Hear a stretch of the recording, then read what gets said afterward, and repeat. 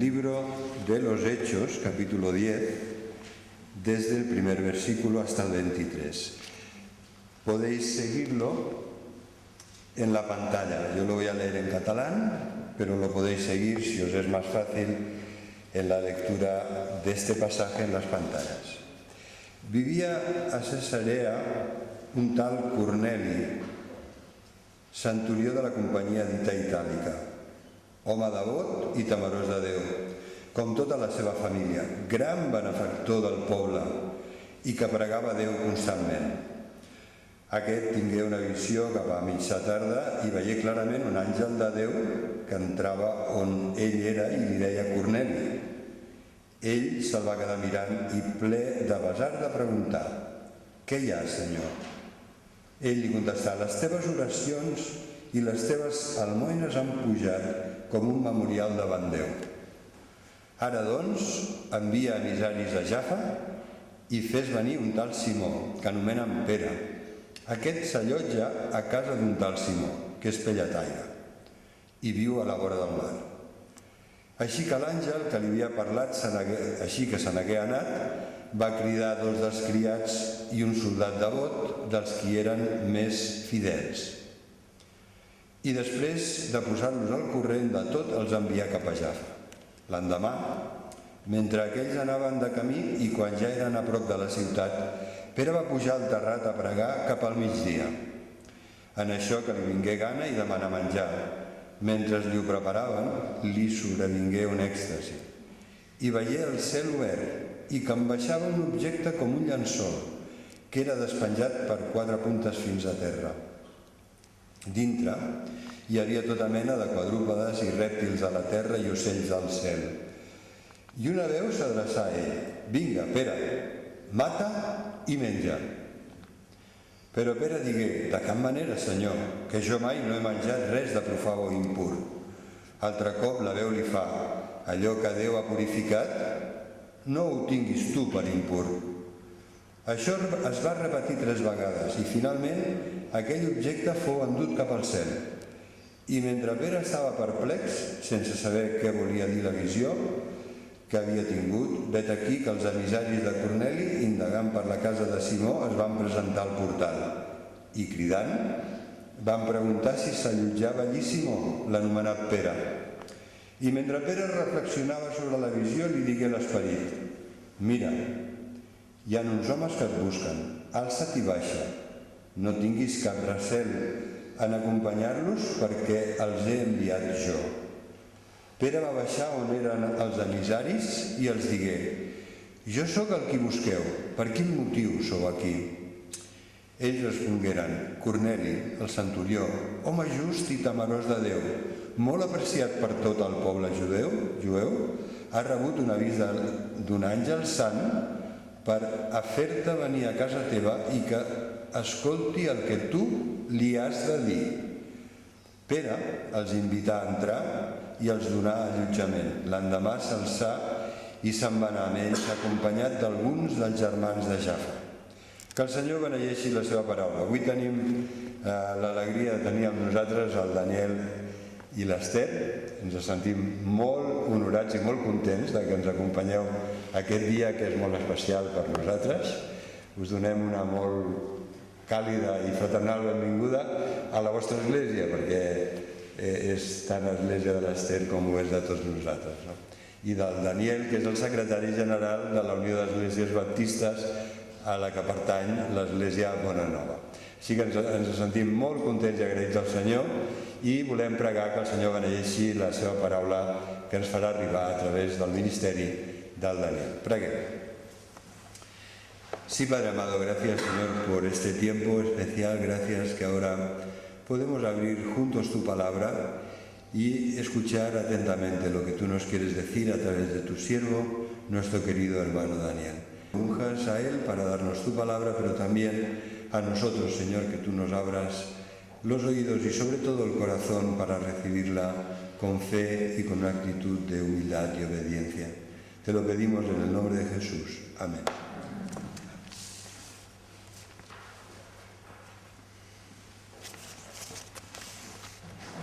Gracias.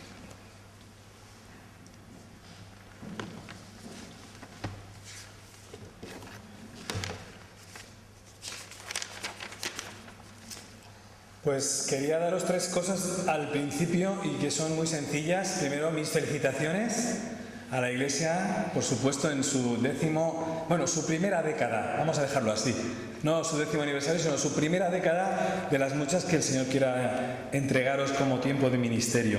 Quiero daros también las gracias por aceptar de parte del pastor pues la invitación para estar en este día tan especial y tan histórico para vosotros. Y luego también daros un saludo. El saludo que lógicamente os traigo de parte de la Unión Evangélica Bautista de España, que represento como secretario general, pero también el saludo del presidente de la Unión, nuestro hermano Rubén Bruno, y por extensión toda la junta directiva, que saben que estoy aquí con vosotros, así que es un placer estar hoy con vosotros transmitiéndoos la felicitación, la gratitud y el saludo. Hoy quiero compartir la palabra del Señor, por supuesto, sobre el tema que nos ocupa, que os ocupa especialmente a vosotros, que es el aniversario. Y la tentación que he tenido ha sido la de hacer un repaso histórico, teológico, espiritual o eclesial de estos 10 años de Iglesia. ¿Qué han pasado en estos 10 años? ¿Qué cosas tenemos que agradecer al Señor? ¿Qué cosas tenemos que repasar? ¿Qué cosas tenemos que aprender? Esa es la tentación fácil cuando uno cumple años, porque en general lo que tenemos es la tentación de dejarnos un poquito de mirar el retrovisor, de mirar atrás y de repasar, que es importante, las cosas que Dios nos ha dejado vivir y con las bendiciones con las que nos ha regalado. Pero en esta mañana voy a hacer todo lo posible por no caer en esa tentación y en lugar de mirar atrás voy a intentar en lo posible mirar adelante. De hecho, también el apóstol Pablo me daría la razón, porque si miráis en Filipenses, el capítulo 3, recordaréis un texto que voy a leeros rápidamente, que dice: yo mismo no pretendo haberlo alcanzado ya, pero una cosa hago, olvidando ciertamente lo que queda atrás y extendiéndome a lo que está delante, prosigo a la meta. Prosigo a la meta, está hablando en términos, como veis, muy olímpicos, muy deportivos. Prosigo a la meta, al premio del supremo llamamiento de Dios en Cristo Jesús. Y entonces en esta mañana tengo muchísimo más interés, espero que me podáis disculpar si esperabais otra cosa, pero tengo muchísimo más interés en pensar en lo que Dios querrá de nosotros, querrá de vosotros en la próxima década. Y por eso la reflexión que hoy os comparto es un poco de visión o un poco de proyección de futuro. De hecho, la titulo, la reflexión en la que estamos, una reflexión que tiene que ver más con 10 años de preparativos. Y alguno de vosotros tenéis razón en decirme: hombre, 10 años, tanto tiempo, hemos estado preparándonos, no hemos hecho nada más. No, por supuesto que la Iglesia habrá hecho muchas cosas y habrá vivido muchas experiencias de bendición, de crecimiento, y habrá visto conversiones, y habrá visto cambios, y habrá visto novedades espirituales. Evidentemente, en 10 años suceden muchísimas cosas.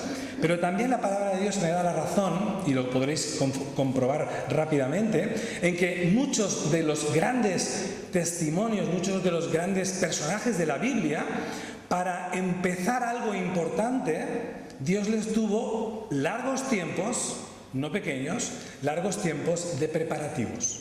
Dejadme que os haga 3-4 ejemplos muy rápidos. ¿Os acordáis de Moisés? Cuando Moisés realmente se pone al frente de un pueblo que luego se las trae como pueblo, antes ha estado 40 años siendo pastor de cabras. Dios le preparó en el desierto del Sinaí, no una tarde, ni 2 tardes, ni una semana, ni 10 años, sino 4 décadas en las que invirtió 1/3 de la vida completa para luego prepararse a ser el líder y el legislador de Israel. Moisés es un ejemplo, pero puedo daros ejemplos de otros hombres y otros personajes bíblicos que, como recordaréis, por ejemplo, los propios seguidores de Jesús, hasta que pueden moverse por autonomía, hasta que pueden moverse solos, pasan 3 años de preparativos al lado de Jesús. Y el propio Jesús, como bien sabéis, hasta los 30 años no es público su ministerio. Por lo tanto, Dios tiene planes con nosotros que no vemos y que podemos estar pasando temporadas largas de preparativos, porque lo que tiene que pasar espectacular aún no ha llegado. Y estamos caminando, como dice Pablo, hacia esa meta, hacia ese proyecto mucho más amplio. El propio apóstol Pablo, si recordáis su historia, cuando él se convierte, cuando conoce la voz de Dios, cuando se la encuentra de camino a esa ciudad en la que iba a buscar cristianos a quien perseguir y aniquilar, en ese camino a Damasco se convierte y dice la historia bíblica que después pasa a Arabia. No es una inmediatez. El apóstol Pablo no se pone a predicar inmediatamente a los gentiles, sino que se va por unos años, discreto y silencio ahí en la historia bíblica, se va a Arabia. Con lo cual es base bíblica suficiente para pensar que a lo mejor, quizás me equivoque, pero a lo mejor estos 10 años son 10 años de preparativos. ¿Para qué? Ni idea.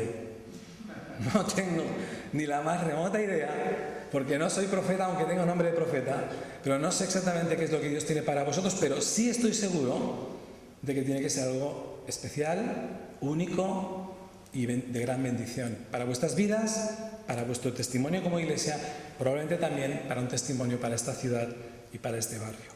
El texto que acabamos de leer, el texto de Hechos 10, es el texto de una historia que seguramente habéis conocido y leído varias veces, y que es la historia de dos hombres. Un hombre que conoce perfectamente a Dios, conoce a Jesús, y otro que no le conoce personalmente, pero que parece que le está buscando. Es la historia de una visión.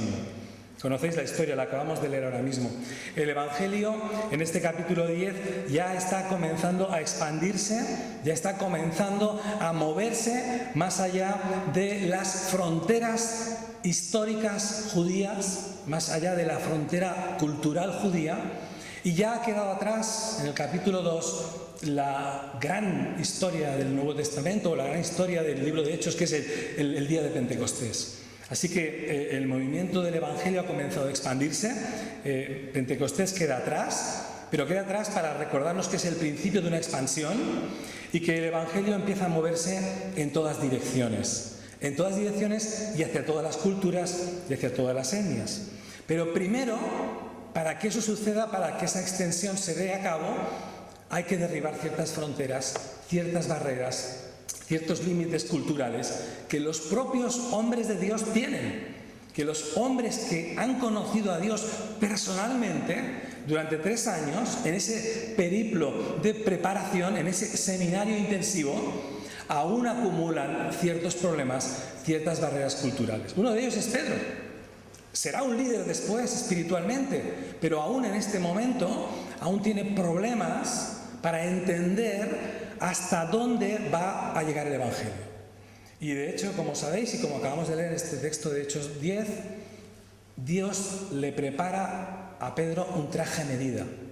Es un sastre espiritual, Dios, en muchas ocasiones, y le prepara una visión especial. Una visión que solo tiene Pedro en la historia bíblica y que en esa historia es una visión chocante, una visión desagradable, una visión incómoda para Pedro, en la cual recibe un mensaje contradictorio con lo que él ha estudiado y ha vivido durante toda su infancia y su vida. Y Pedro no es un niño en esta altura de la película, es un hombre ya maduro, probablemente es un hombre ya con cierta edad. Pero la historia que hemos leído nos dice que Dios le hace ver con una claridad meridiana, con una visión espiritual de mediodía, de media tarde, que las restricciones históricas, las restricciones culturales y que le llevan también a la restricción religiosa de creer que el Evangelio es para los judíos, es un error. Es un error amplísimo y profundo, de manera que Dios le hace entender a través de una historia muy de comida y de alimentos, muy gastronómica, le hace ver que en realidad el mensaje es para todos. ¿Recordáis la historia? El lienzo que cae del cielo, en el cual hay una serie de animales prohibidos, no olvidéis esta frase, animales prohibidos, animales impuros, animales inmundos, según la legislación hebrea en la cual Pedro ha sido criado, y que le dice la visión, la teofanía que recibe, la voz del cielo, el ángel que le habla, le dice: Pedro, levántate, mata y come. La reacción de Pedro es la previsible. No, yo no puedo comer estos alimentos. Son alimentos impuros, son alimentos prohibidos para mí como un buen judío que soy. Pero la respuesta de Dios es trascendental, es profunda, es contundente, es una puñalada espiritual. Lo que yo he dicho o lo que yo he denominado puro o válido, no te atrevas tú a denominarlo impuro.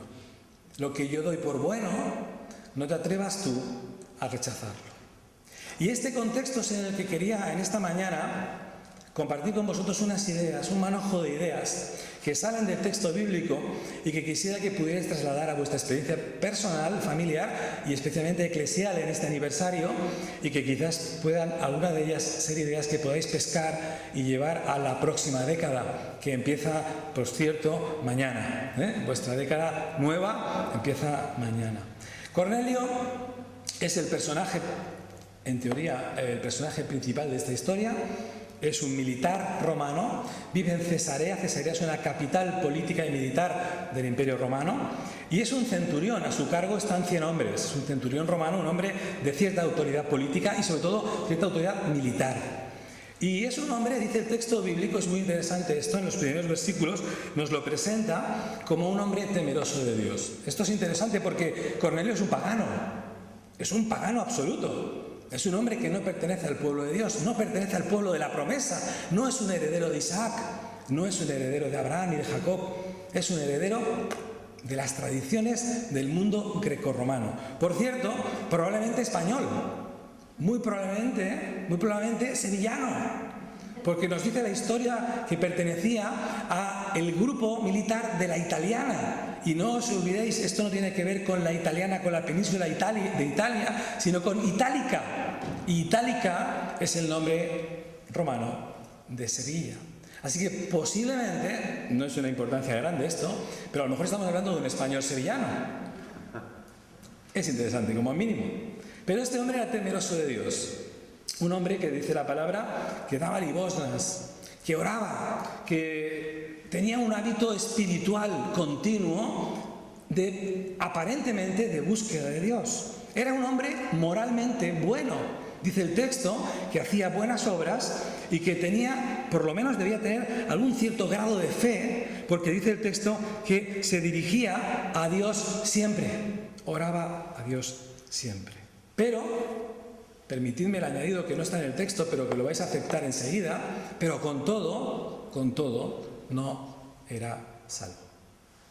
Y hacía cosas muy válidas, Hacía limosnas, hacía obras buenas, hacía oración constante a Dios, pero es evidente en el texto, es evidente porque lo que va a pasar ahora evidencia su no salvación, es que es un hombre que hasta ese momento está perdido. Por lo tanto, primera característica de esta historia, primera lección espiritual que podéis extraer para vuestra iglesia y para vuestra próxima década, y es que la moralidad, la religiosidad, las buenas obras, las buenas intenciones del hombre no sirven para salvar. Si algún día creíste esto, ahora ya sabes que era un error.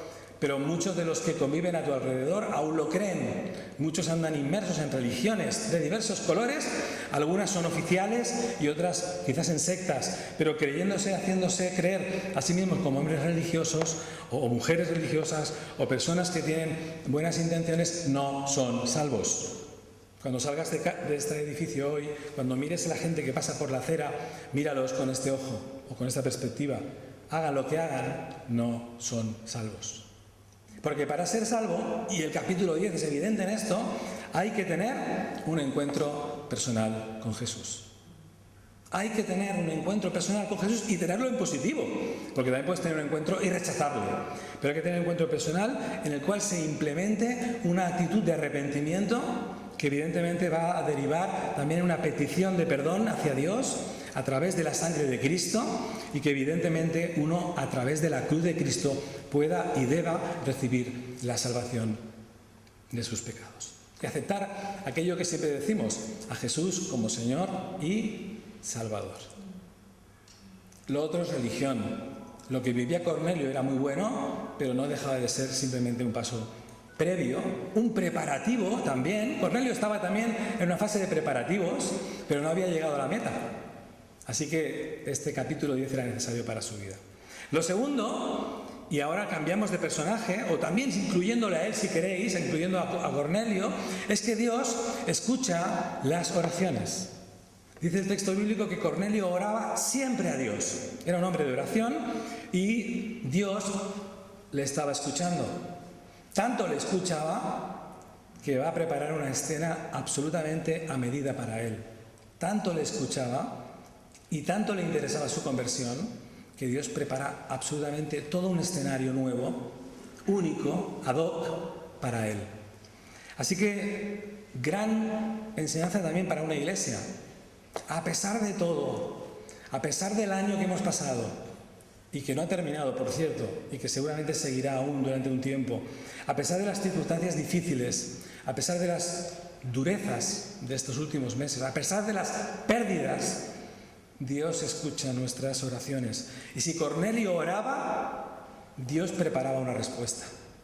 Y lo podéis ver enseguida en los versículos que siguen en el capítulo 10. Y lo hizo enviando a uno de sus instrumentos más preciados o más valorados, como era el apóstol Pedro. La tercera enseñanza o la tercera idea que quiero sugeriros en esta mañana es que la labor de predicación, la labor de la transmisión del Evangelio, la labor de la proclamación de Jesús, nos toca a nosotros. Si queréis que os lo diga en término acusativo, os toca a vosotros. De hecho, dice el texto, en muchos textos, que eso es de verdad un privilegio. Que a los ángeles les gustaría tener, pero que no tienen, porque ese privilegio lo tiene la Iglesia de Jesús. Si vais a la segunda carta de Corintios, al capítulo 5 y al versículo 18, recordáis el texto que dice que Dios nos ha dado a los redimidos el ministerio de la reconciliación. Es a nosotros, a la Iglesia de Jesús, a la vuestra, a la mía, a la de cada uno de los que estemos involucrados en la iglesia local, a nosotros nos ha dado la responsabilidad de compartir el mensaje del Evangelio y no lo hará nadie más. No lo hará nadie más. De hecho, el riesgo grave, el gran riesgo, es que lo harán las piedras si no lo hacemos nosotros. Por lo tanto, este es un texto que nos carga de privilegio y también de responsabilidad. Una tercera enseñanza para la Iglesia de la Gracia de Déu en su nueva década. Cuarta enseñanza, una persona con verdadero temor de Dios, como es el caso de Cornelio, que le vemos ahí, de verdad, temiendo a Dios, busca obedecerle, al margen de sus características, al margen de sus circunstancias y al margen incluso del costo que pueda llevarle a pagar eso. Recordemos que en estos momentos, en el capítulo 10 del libro de Hechos, el Evangelio está en expansión, pero poco después no va a vivir un periodo amable. De hecho, ya ha vivido problemas antes de cierto grado de persecución. Para un hombre como Cornelio, no lo olvides, un hombre de cierto poder político y sobre todo militar, creer, seguir y alinearse en el Evangelio con los cristianos no era una sabia decisión desde el punto de vista político. Se estaba involucrando con un grupo disidente, con una secta del judaísmo y por tanto, seguramente a los ojos de sus jefes sería una decisión probablemente un tanto incómoda, incorrecta o políticamente incluso inaceptable. Pero ahí le tienes, interesadísimo en conocer a Dios. Esto es una faceta muy interesante que nos lleva a pensar en otra que os quiero compartir. Y es que usualmente Dios está trabajando en personas, aunque nosotros no lo sepamos. Dios está tocando corazones, está preparando vidas. Hay muchos Cornelios por ahí que buscan a Dios y que ni los conocemos, ni por nombre, ni por calle, ni por piso. A lo mejor nos cruzamos con ellos en el ascensor todos los días. A lo mejor es tu vecino de rellano, o a lo mejor es hasta tu compañero de trabajo, no lo sé. Pero hay Cornelios por la vida, créetelo. Y hay hombres y mujeres, por supuesto, que están buscando a Dios. Y que Dios está preparando escenarios para que un Pedro, que no será el Pedro de la historia, sino que serás tú, te cruces con él o ella para que tengas un encuentro celestial, para que tengas un encuentro que va a cambiar para siempre su vida. Dios estaba, si os fijáis, hablando con los dos a la vez.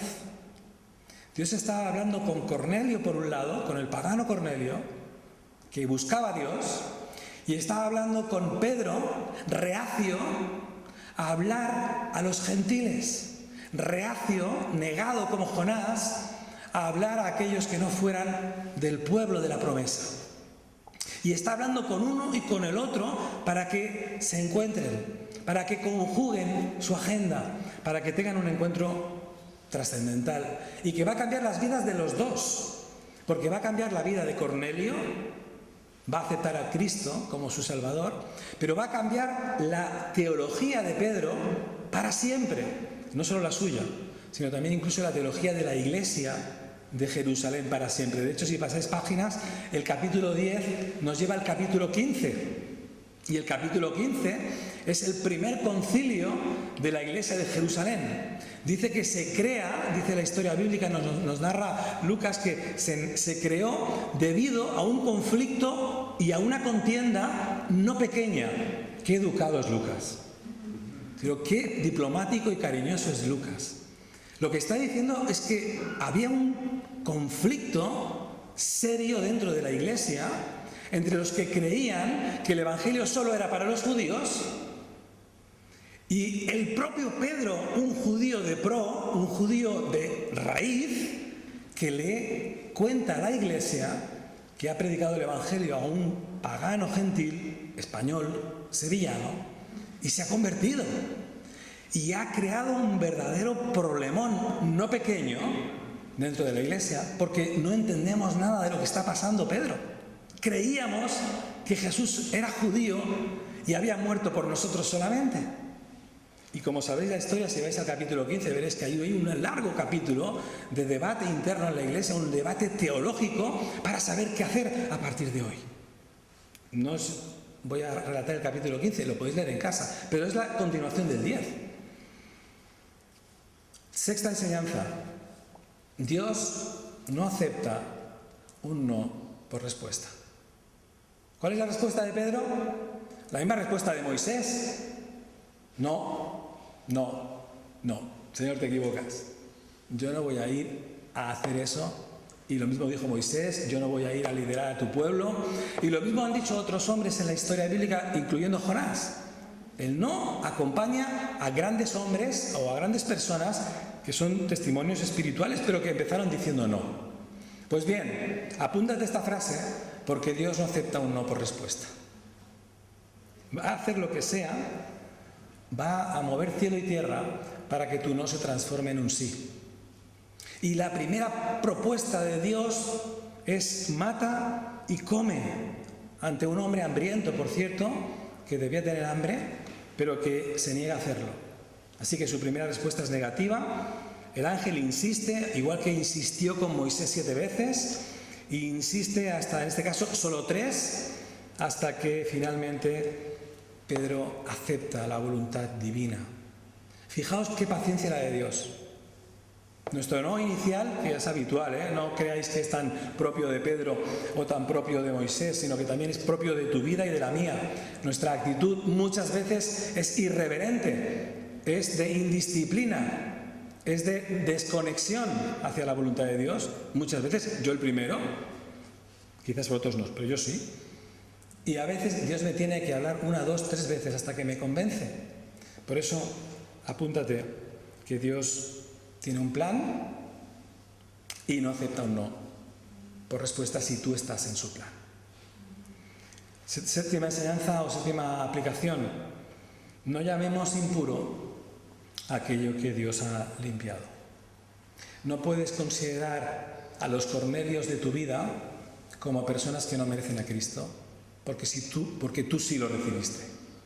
Eso es un grave y trágico error. Y es una teología equivocada. Y si lo has aprendido así, evidentemente estás totalmente equivocado.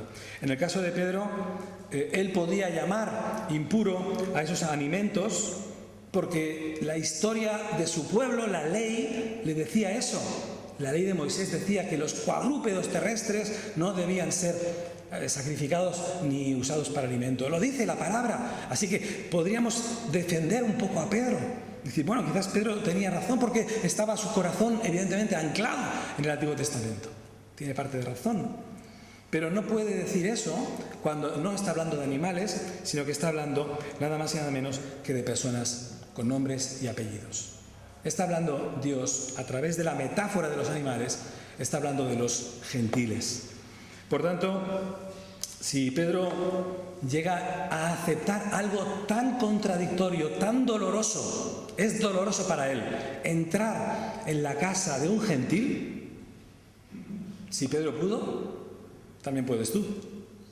Si Pedro superó sus miedos, sus reacios, sus actitudes reacias, sus confrontaciones culturales, sus problemas raciales, su etnocentrismo, porque él era etnocentrista, él creía que el judaísmo era el centro de la historia y que Dios había construido la humanidad alrededor del judaísmo, pues no caigamos nosotros en ese etnocentrismo nunca, ni lingüístico ni cultural. No somos el centro de nada.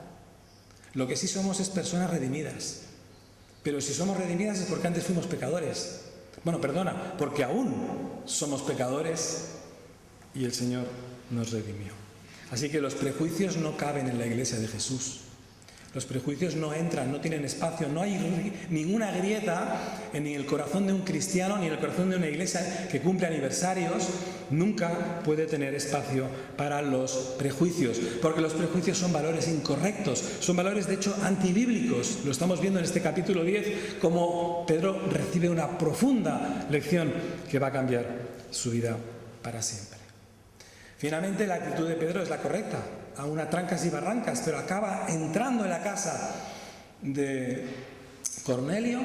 Solamente el hecho de entrar, el hecho de pasar el dintel de la puerta, para él ya era algo insostenible. Pero no solo eso, entra en la casa y les predica el Evangelio a Cornelio y a toda su familia. Y como sabéis la historia que no hemos leído, todos ellos se convierten, se bautizan y reciben al Espíritu Santo. Nuestra inversión de valores, y este es el último punto en el que quiero llevaros hoy, debe ser absoluto. Nuestra inversión de valores tiene que ser el contrario de los valores que nos rodean, que constituyen los valores de nuestra sociedad. Si Dios está rompiendo a través de Pedro ese modelo equivocado, ese modelo arrastrado, también nosotros debemos copiar ese ejemplo y esa actitud de comprensión. La Iglesia de Jesús, la Iglesia de la Gracia de Déu, en su 10º aniversario y los próximos 10 que le quedan por delante, es una iglesia que tiene que estar llamada a tener una visión amplia, a una visión generosa, a una visión que está por encima de culturas, por encima de razas, por encima de colores, por encima de lenguas, por encima de diferencias, por encima de todo lo que los hombres hemos construido como barreras, porque esas barreras son barreras habitualmente usadas por el enemigo, barreras antibíblicas que acaban siendo frenos para la expansión del Evangelio. Así que en esta mañana quiero animaros, que seguro que ya lo estáis, pero quizás a recordároslo, que sois el pueblo de Dios. Por cierto, paganos que sois, que somos, que procedemos de un trasfondo no hebreo. Somos los Goyim. Los Goyim era el nombre que utilizaban los hebreos para decir los otros pueblos. Era un término despectivo y los judíos lo utilizaban con mucha claridad para hablar de los pueblos que no son el pueblo elegido. Pues bien, ahora sí, somos pueblo injertado, somos la rama injertada en el olivo que no debíamos haber estado nunca, pero estamos injertados en el olivo de la palabra de Dios, en el olivo de Dios, en el pueblo de Dios, y por tanto el estar ahí en ese pueblo y en ese olivo nos lleva a privilegios y nos lleva a responsabilidades. Y una responsabilidad evidente y clara es copiar el modelo de Pedro y copiar el modelo de Cornelio. Recordad que hay Cornelios por la vida, recordad que hay muchos hombres y mujeres, segurísimo, aún no los has encontrado quizás, pero están ahí esperando que tú tengas un encuentro con ellos. Y a veces ese encuentro hay que provocarlo. A veces ese encuentro no hay que esperar a una visión espiritual, a que Dios te haga un traje a medida. De hecho, ya tienes el traje hecho desde el día de tu conversión. Y el traje dice, está en tu traje, está en tu ADN cristiano, que tienes que llevar el mensaje de Jesús a otros. No esperes que te lo expliquen, no esperes que el pastor te lo repita cada domingo, no esperes que el texto bíblico tengas que leerlo para recordártelo, ya lo sabes, está en tu ADN natural. Dios te ha constituido como parte del pueblo de Dios para que seas canal de bendición para otros que aún no lo son. Para que seas el Pedro del siglo XXI, para que alcances a los Cornelios de la próxima década de esta iglesia. Que esta iglesia sea una iglesia evangelística, una iglesia marcada por la misericordia espiritual, que no tenga ningún prejuicio, que sea una iglesia que tenga como prioridad, como pasión e inquietud principal alcanzar a los que os rodean. Que el Señor os bendiga y que dentro de 10 años no podáis caber en este lugar porque habréis llenado este edificio de Cornelios. Que el Señor os bendiga.